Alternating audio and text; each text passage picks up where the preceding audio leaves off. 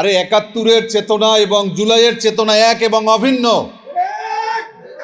১৯৭১ সালে আমরা অস্ত্র হাতে নিয়েছিলাম, আমাদের কর্নেল অলি আহমেদরা অস্ত্র হাতে নিয়েছিল বৈষম্য মুক্ত বাংলাদেশের জন্য। কিন্তু সরকার এসেছে, সরকার গেছে, কিন্তু এদেশের মানুষের বৈষম্য দূর হয় নাই। আমরা আওয়ামী লীগ ছিল, শেখ মুজিব ছিল, সারা জীবন গণতন্ত্রের জন্য আন্দোলন সংগ্রাম করে ক্ষমতা পাওয়ার পরে একদলীয় বাকশাল কায়েম করেছে। জিয়াউর রহমান ছিলেন, খালেদা জিয়া ছিলেন, শেখ হাসিনা ছিলেন। আমরা শুধু সরকারের পর সরকার পেয়েছি। পরিবর্তন হয়েছে, কিন্তু কাঙ্ক্ষিত পরিবর্তন হয়নি। আমরা একটা অর্থবহ পরিবর্তন চাই। আমরা আওয়ামী লীগের পরিবর্তে বিএনপি, বিএনপির পরিবর্তে জামাত বা কোনো অন্য কোনো দল, আমরা কোনো দলের পরিবর্তনের জন্য জুলাই আন্দোলন করি নাই। আমরা চেয়েছি আমাদের কাঠামোর পরিবর্তন। যেই কাঠামোর মধ্য দিয়ে হাসিনার মতো ফ্যাসিবাদ তৈরি হয়, সেই কাঠামোর পরিবর্তন করতে হবে। আজকে গুপ্ত গুপ্ত আওয়াজ শুনি আমাদের প্রধানমন্ত্রীর মুখে। গুপ্ত কে?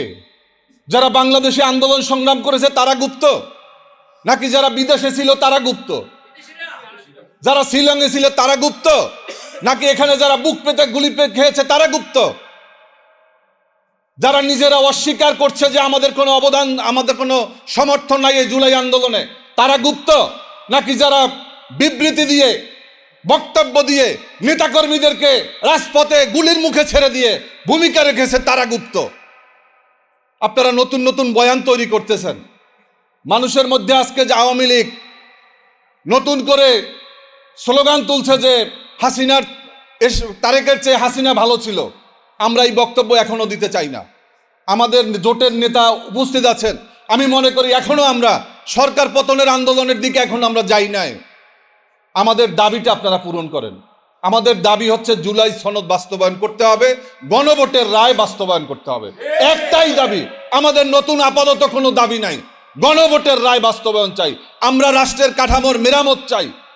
আমরা ৩১ দফা করেছিলাম, জামাত ইসলামী থেকে শুরু করে আমরা সবাই মিলে, এলডিপি ছিল। আমরা বিএনপির সাথে দীর্ঘ ২০টা বছর আন্দোলন সংগ্রাম করেছি। সরকারের ভাগের সময় কিন্তু আমরা বিএনপির সাথে কখনো ছিলাম না। আমার নেতা মাওলানা মতিনকে মন্ত্রী করার কথা ছিল, তাকে ফোন করা হয়েছিল, তিনি প্রস্তুত হয়েছিলেন, কিন্তু শপথ পর্যন্ত যেতে পারেন নাই। আমরা কখনো কোনো ক্ষমতার ভাগ পাইনি। বিএনপি থেকে বলেন, আমরা 11 দলীয় জোটে এসেও আমরা কোনো মূল্যায়নের জন্য আমরা 11 দলীয় জোটে আসি নাই।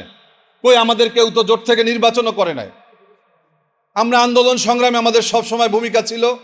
আমার জামাটা খুললে আপনাদের অনেকেই অবাক হওয়ার মতো অবস্থা হবে, আমার পুরো পিঠ সাদা। অনেকে হয়তো মরে গিয়ে তারা বেঁচে গিয়েছে, কিন্তু আমি তো এখনো জীবন্ত শহীদের মতো আমার পুরো পিঠ। যুবলীগের নৃশংস বর্বরোচিত হামলার শিকার হয়েছি, দীর্ঘ 5 বার গ্রেপ্তার হয়েছি, 1 ডজনের মতো মামলা নিয়ে তারপরে ঘুরছি। এখনো আমার মামলার তারিখে হাজিরা দিতে হয়। এই নতুন বাংলাদেশে, কিসের নতুন বাংলাদেশ করেছেন আপনারা? এই বাংলাদেশের জন্য তো আমরা জুলাই আন্দোলনে আমাদের আবু সাইদ, মুগ্ধ, ওয়াসিম তারা জীবন দেয় নাই, আউয়াল মিয়া, নাইমরা জীবন দেয় নাই। আমরা একটা নতুন বাংলাদেশ চাই, আমাদের আবেদন এতটুকু। আজকে আমাদেরকে আপনারা নতুন নতুন কথা বলবেন। আজকে প্রধানমন্ত্রী বলেছেন যারা ওয়াদা দিয়ে ওয়াদা রাখেন না তাদের কোনো ধর্ম নেই। এখন জনগণ যদি কাউকে প্রশ্ন করে যে আমাদের প্রধানমন্ত্রীর ধর্মের নাম কি, আপনি কি উত্তর দিবেন মাননীয় প্রধানমন্ত্রী?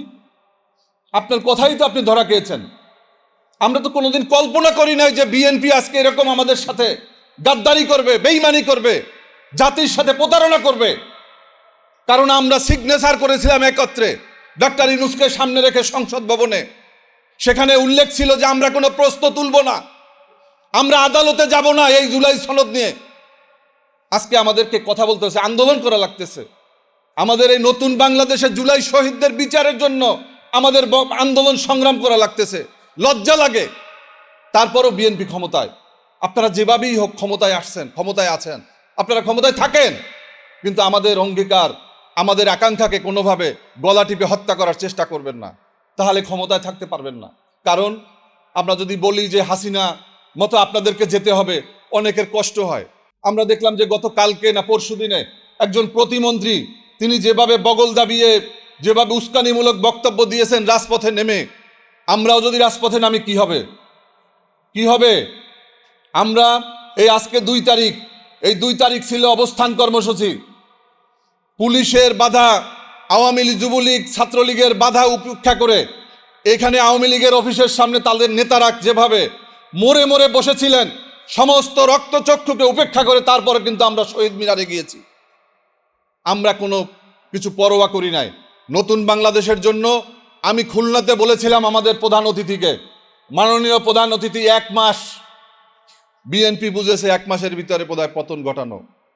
আমরা বলেছিলাম যে জুলাই সনদ বাস্তবায়ন, গণভোটের রায় বাস্তবায়ন আপনি বলেন আজকে তারিখ থেকে 1 মাসের মধ্যে এই বিএনপি হয় গণভোটের রায় বাস্তবায়ন করবে, না হলে বিএনপির ঠিকানা বিএনপি তৈরি করবে। আমরা বেগম খালেদা জিয়ার সাথে দীর্ঘ 16টি বছর আন্দোলন সংগ্রাম করেছি, সন্তানের মতো জানতো এবং আমরাও তাকে মায়ের মতো জানতাম। কিন্তু বেগম খালেদা জিয়ার বিএনপি আজকে সেই বিএনপি নাই। আমি জিয়াউর রহমানের বিএনপি দেখি নাই, কিন্তু কর্নেল অলি আহমেদের মুখে বিএনপির কথা শুনেছি, জিয়াউর রহমানের কর্মকাণ্ডের কথা জেনেছি, কিন্তু আজকের বিএনপি সেই বিএনপি নয়। প্রধানমন্ত্রী আজকে তিনি অনেক সময় কথা বলেন না, তিনি শুধু টেবিল চাপড়ান। তিনি সমস্ত অপকর্মকে তিনি টেবিল চাপড়িয়ে তিনি সমর্থন যোগান। এগুলো বন্ধ করেন।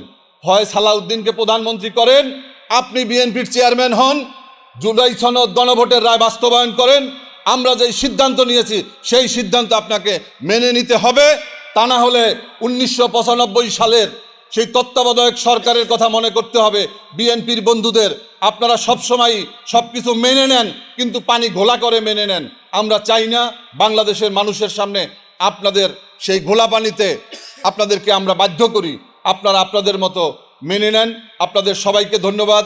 আজকে যারা এসেছেন, আমাদের মেহমানবৃন্দ, সাংবাদিক বন্ধু এবং যারা উপস্থিতি, আপনাদের সবাইকে বাংলাদেশ লেবার পার্টির পক্ষ থেকে আন্তরিক শুভেচ্ছা, মোবারকবাদ। বাংলাদেশ জিন্দাবাদ, বাংলাদেশ লেবার পার্টি জিন্দাবাদ, 11 দলীয় ঐক্য জিন্দাবাদ, জিন্দাবাদ। দ্বিতীয়ত যে বিষয়টা আমাদের এখনো লড়াই, সেটা হলো সংস্কার। জুলাই সনদ বিএনপিকে বাস্তবায়ন করতে হবে। বিএনপি যতই কথা বলুক না কেন, এটা বাস্তবায়ন করব না, সেই পথ আমরা বিএনপিকে দিব না। তারা সংশোধন কমিটি বানিয়েছে, বিরোধী দলকে ধন্যবাদ যে তারা সেটাতে অংশগ্রহণ করে না। এটা ঐতিহাসিক একটা রাজনৈতিক সিদ্ধান্ত নিয়েছে, এবং যেহেতু এটা সংসদে হয় নাই, তারা সংশোধনী কমিটি বানিয়েছে, ফলত আমাদের এই লড়াইটা এখন রাজপথে চলে এসেছে। রাজপথে ইনশাল্লাহ আমরা সংসদের সামনে উপস্থিত হব। যেদিন উপস্থিত হব ওই দিনে বাংলাদেশে ইনশাল্লাহ জুলাই সনদ বাস্তবায়ন করে ছাড়বো ইনশাআল্লাহ। জুলাই সনদ কেন বাস্তবায়ন করতে হবে? প্রধানমন্ত্রীর খায়েশ হয়েছে, 10 বছর দেওয়া হয়েছে, ওনার 15 বছর থাকার খায়েশ হয়েছে। এই নির্বাচন প্রক্রিয়া, সেটা উনি স্বচ্ছ প্রক্রিয়া বিশ্বাস করেন না। আমরা বলেছিলাম যে গত 17 বছরে শুধু বিএনপি অথবা জামাতের নেতাকর্মী হওয়ার কারণে কেউ বিচারালয়ে গিয়ে বিচার পায়নি। আমরা এটা আর নতুন করে দেখতে চাই না। সেজন্য আমরা বলেছিলাম আলাদা সেক্রেটারিয়েট কমিটি করতে হবে, সেক্রেটারিয়েট বিল্ডিং থাকতে হবে বিচারালয়ে। সেটা করাও হয়েছিল, কিন্তু বিএনপি সরকার এসে বাতিল করেছে। প্রত্যেকটা জায়গায় আমরা আনডেমোক্রেটিক সিস্টেম দেখতে পাচ্ছি, অগণতান্ত্রিক শাসন ব্যবস্থার দিকে যাচ্ছে। ফলত এই সরকারকে জুলাই সনদ বাস্তবায়ন করতেই বাধ্য করতে হবে। কারণ তারেক রহমান যিনি বলেছেন যে জনগণের ভোটে উনি নির্বাচিত হয়ে প্রধানমন্ত্রী হয়েছেন, এই ভোট একটা ভোট ছিল না, 2টা ভোটে হয়েছেন। ফলত একটা ভোট মানবেন, আরেকটা মানবেন না, এই সুবিধা আপনাকে অত দেওয়া হবে না। যেটা সত্যি বাংলাদেশের মানুষ ভোট দিয়েছে, আপনাকে ওইটা মানতে হবে। যদি না মানেন, তাহলে যেই গদি জনগণের, সেই জনগণের গদি জনগণ ফেরত নিয়ে নেবে। অনেকেই সরকারি অফিসে বসেছে, মন্ত্রী, এমপি, প্রধানমন্ত্রী গদিতে বসেই মনে করা শুরু করছে এটা আমার গদি। এই গদিতে অনেক লোক গিয়েছে, এসেছে, গদিটা হলো ক্ষণস্থায়ী। এই গদি বাংলাদেশের জনগণের। ফলত বাংলাদেশের জনগণের গদিতে যারা বসবে, বাংলাদেশের জনগণের পক্ষেই থাকতে হবে। তৃতীয়ত যে বিষয়টা আমাদের সবচেয়ে বড় লড়াই, সেটা হলো আমাদের ভাইদের বিচার। আমি প্রায় এই যে গ্রামে গঞ্জে গিয়েছিলাম, গত 20 থেকে 20 দিন গ্রামে গঞ্জে ঘুরেছি, অনেক জায়গায় গিয়েছি, মানুষের সাথে কথা বলেছি। ডিরেক্টলি প্রায় 2 থেকে 2.5 লক্ষ লোকের সাথে হলো পথসভা করেছি। বিভিন্ন জায়গায় হলো আওয়ামী লীগের লোক ঘোরাফেরা করতেছে। তাদেরকে জিজ্ঞেস করলাম তারা কিভাবে বের হয়েছে। বলল যদি কেউ ছাত্রদের খুন করে তার মার্কেট ভ্যালু বাইরে যায়। ওসি এবং ওইখানের স্থানীয় নেতারা বসে 5 লক্ষ টাকা দিলে মুক্তি পাওয়া যায়। ওসির রুমে বসে ওই দলের নেতা এবং ওসি বৈশা ওসি বলে 2 লাখ টাকা রাখি, ওই নেতা নেয় 3 লাখ টাকা, বলছে তারে ছেড়ে দেন। এরকম পুরা বাংলাদেশে যারা আমাদেরকে খুন করেছিল, খুনের মহাযজ্ঞ চালিয়েছিল, তাদেরকে হলো মুক্তি দেওয়া হয়েছে। এবং তারা এলাকায় গিয়ে যারা রাজপথে নেমেছিল তাদেরকে ধমক দিচ্ছে, তাদের ফ্যামিলিকে ধমক দিচ্ছে, তাদের ঘর বাড়ি জ্বালিয়ে দিচ্ছে। আর যারা সিনিয়র নেতৃবৃন্দ তাদের তো কথা বাদই দিলাম। আপনি দেখেন সাবের হোসেন চৌধুরী এখনো বাহিরে কেন, কারা মুক্তি দিয়েছে? আমরা ওই সময় আমরা এখনো চুপ করে আছি। বিএনপিতে যারা এখন বড় বড় মন্ত্রী, তারা ওই সময় আওয়ামী লীগের অনেক বড় বড় মন্ত্রীর জন্য হলো লবিং করেছিলেন আমাদের কাছে। সো ইতিহাস থেকে যদি শিক্ষা না নেন, আমরা সেই সময় বলেছিলাম 1 টাকাও ছাড় দেওয়া যাবে না। যদি কোনো যারা আমাদের কোনো খুনিকে ছাড় দেওয়া হয়, তাহলে আমরা ইনশাল্লাহ ক্ষমতায় এসে তাদের বিচার করব। আগাগোড়া যেই কথাটা, তারেক রহমান অলরেডি সরকার চালাইতে ব্যর্থ হয়ে গিয়েছেন। ঘরে গ্যাস নাই, বিদ্যুৎ নাই, জ্বালানি সংকট শুরু হয়েছে, ব্যাংকে টাকা নাই, দলীয় সন্ত্রাস চলতেছে পুরা দেশের মধ্যে। ওইদিকে মোদি যেভাবে কথা বলেন, সেইভাবে হলো বাংলাদেশে কথার প্রতিধ্বনি ফেরত পাচ্ছি। অনেকেই বলেন যে দেশে নাকি ফেসিবাদী আসা শুরু করেছে, আবারই কেউ কেউ বলেন 5 মাসে আসে কিভাবে? ফেসিবাদী তো আসে নাই, ফেসিবাদ তো আগেই রয়েছে, সেটার উপরে তারেক রহমান বসেছেন। আগে এই ফেসিবাদের চেয়ারে শেখ হাসিনা ছিলেন, কথা ছিল ফেসিবাদের চেহারাটা বাদ যাবে, চেয়ারও বাদ যাবে, সিস্টেমটা পরিবর্তন হয়ে গণতান্ত্রিক হবে। তারেক রহমান ওই পথে গেলেন না, গেলেন সন্ত্রাসের পথে। সন্ত্রাসের জন্য বাংলাদেশ প্রস্তুত না। ইনশাল্লাহ সন্ত্রাসের বিরুদ্ধে দাঁড়াবো, যুদ্ধ করব, দুইটা হয়, জেলে যাব বা কবরে যাব, কিন্তু কারোর সাথে নেগোশিয়েটও হবে না, কারোর সামনে মাথা নত হবে না। এটা আজাদের বাংলাদেশ, উসমান হাদির বাংলাদেশ।